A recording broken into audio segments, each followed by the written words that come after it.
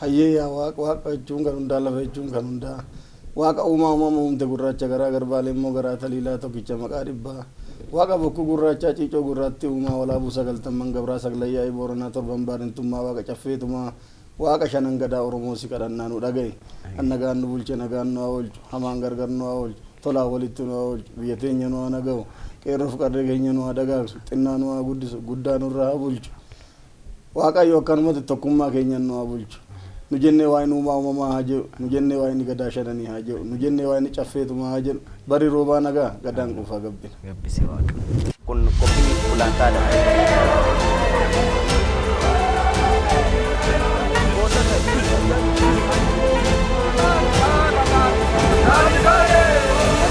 Gadaa biraa hafe malee gadaatu kan nu biraa hafe. Akkam jirtu daawwattoota Oromiyaa Global Media Corporation nageenyi keenya bakka jirtanitti sinaa qaqqabu jecha kun qophii gulantaadhaati. Qophiin gulantaadhaa keenyadha ammoo kan irratti xiyyeeffatee jaarsummaa akkasuma gumaa fi bokkuun maal akka ta'e kan turtii waliin qabaannu ta'a. Sagantaa keenya kanaanis bara 2011 kan gadoome Abbaa Gadaa Tuulamaa Abbaa Gadaa Rattaa Yaa'ii boruu waliin turtii kan qabaannu ta'a. Isin hanga xumura qophii keenyatti nu waliin tura. Qophicha qopheessuun kan si waliin turu Allalisaa Dabbabaa fi gama ogeeyyii kaameraatiin Olaanaa Nagaashii fi Hiwoot Shumiin waliin turtii hanga xumura qophii keenyatti waliin turaan affeerraa keenya.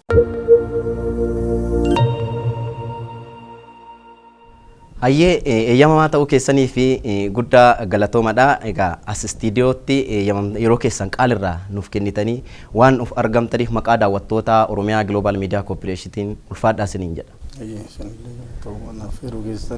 Hayyee ulfaadhaadha. Mee Abbaan Gadaa Tuulamaa akka taatan wabeeffadhe yookaan dhageetii jira. Abbaan Gadaa Tuulamaa Rattaa Yaa'ii eenyu oonaan jedhan eenyuun jedhaan?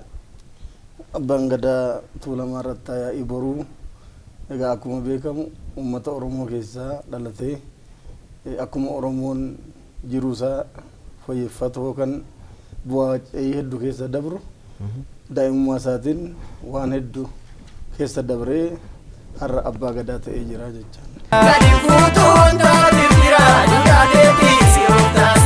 Kadin fuutuu wanta tirtira gadaateetii si of taasila. Kadin fuutuu wanta tirtira gadaateetii si of taasila.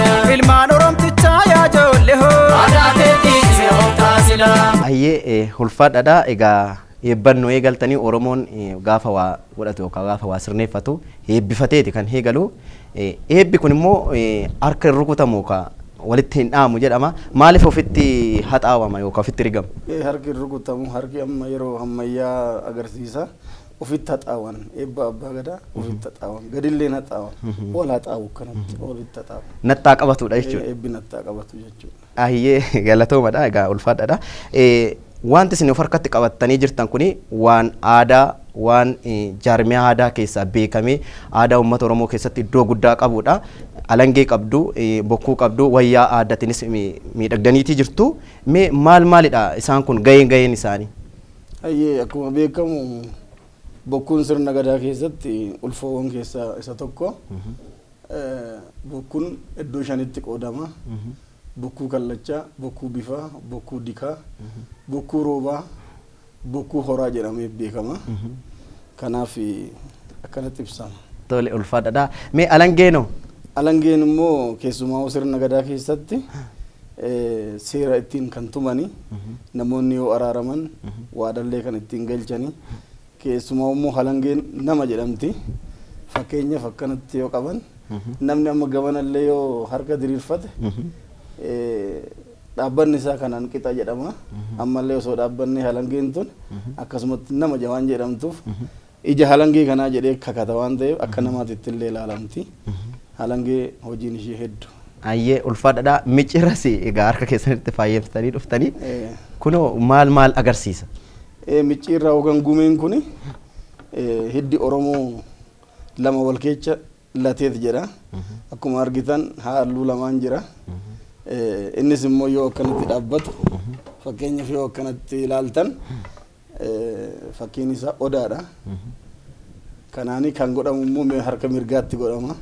Namoonni hedduun amma harkuma gamanaatti godhatanii garuu haa ta'u naannee fuulduruma barachaa waan deemaniif harka mirgaattis kan godhamu mirga kiyyan ittiin kabachiifadhaa jechuudha. Icciitii isa kana jechuudha. Icciitiin isa kana. Mee jaarmiyaa sirna gadaa keessaa tokko yookaan kan beekamu bokkuudha.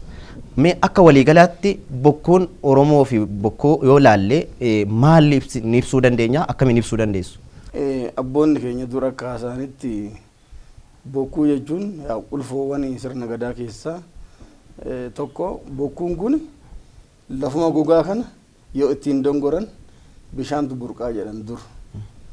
Kanaaf ammallee gaafuun dura Waaqayyo nu dhagaa jenna aadaaf duudhaan keenya iddootti deebi'aa waan jiruuf bokkuun jaarmiyaalee sirna gadaa keessaa abbaa bokkuutillee jedhamee sirna gadaa keessatti saglii keessatti kan muudamu jira.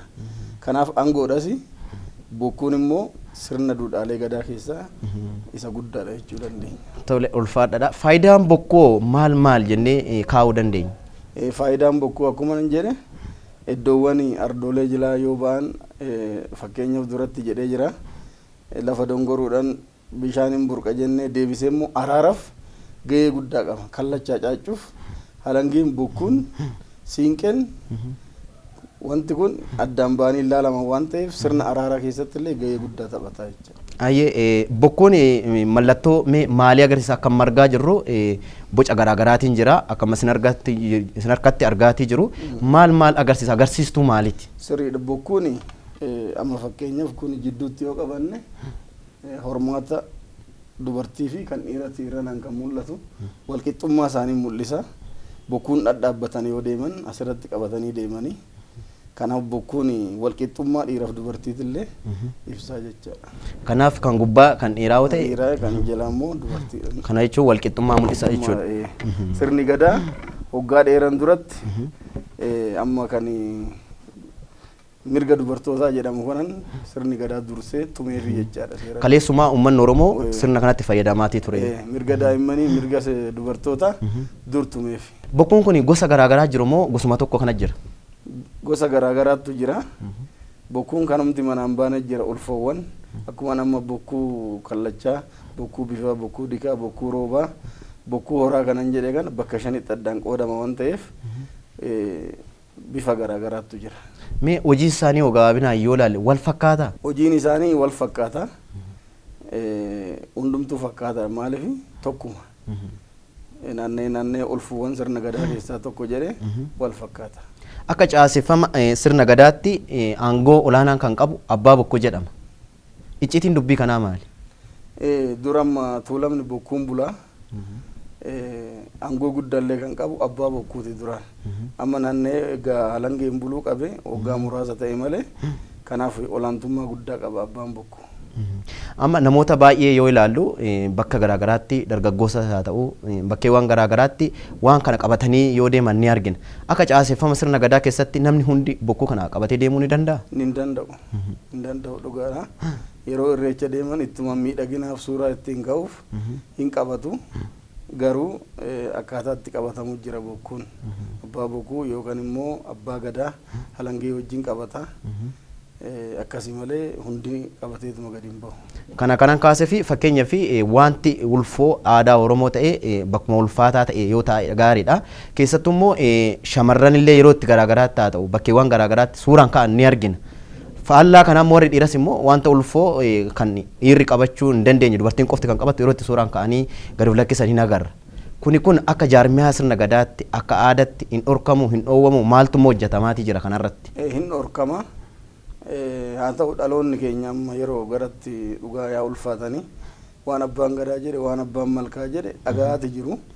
Ammallee gahee kana kan taphachuu qabu abbootii gadaa haadholii siinqee wanti kana suuraan ka'uu miidiyaa hawaasa irratti gadhiisuun gonkumaa dogongoraa akka ta'e asumaan ibsina dhaloonni keenyas immoo kana irraa hubata jedheen yaada.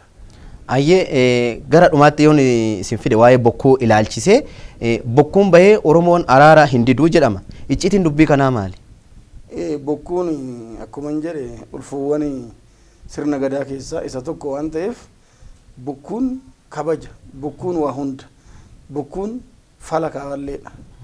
Kanaaf uummanni Oromoo jaalachuu kabajuu irraan kan ka'e bokkuu falangeetu bahe kallachaa caacuutu bahe gaafa jedhamu gonkumaa waan san hin diduu hin araaramu. Yoo akka carraa ta'ee dide ta'ee hoo maaltu isa eeggata yookaan adabbii maalitu isa eeggata jedhee hamana uummanni Oromoo kan. Egaa Oromoon obsa qaba. Sirni gadaa obsi jedha. Sadii dhoksi sadii gorsi. Akkasuma jedheetti waan ta'eef haga ta'e hin gorfama. Gosaan firaan haadhaaf abbaan eessummaan hin gorfama. Gaafa didee garuu waan kanaan ala ta'e inni nu waan hin taanetti uumama hoo jennu hookaan loon isaatiin hookaan namatu dhala badaa sanirraan ka'ee yoo of beeke hin falata wanti akkanaa itti dhufa. Mee akka waliigalaatti bokkuu uummanni Oromoo itti fayyadamaa kaleessas tures ta'u ammas itti fayyadamaatii jiru. Dhaloonni boodaa dhufu immoo akkamitti eeguu akka qabu meeshaa ulfoo kana dhaamsa maalii dhaamtuuf?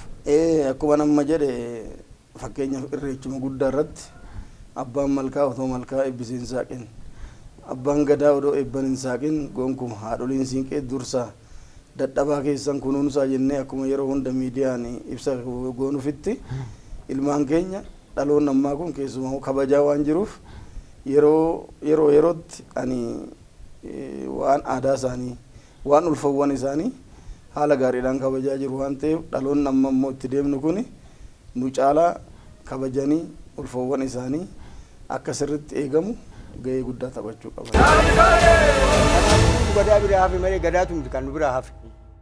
Egaa daawwattoota Oromiyaa Global Media Corporation egaa sagantaan keenya ammayyuu akkuma itti fufeetti jira warreen fuula YouTube keenyaatiif egaa haaraa taatan asumaan fuula YouTube keenyas deemtanii subscribe like gochaa nu daawwachuu dandeessu akkasumallee wantoota aadaa danuu egaa irraa barachuu dandeessu sagantaan keenya itti fufeetti jira ammallee nu waliin bu'a.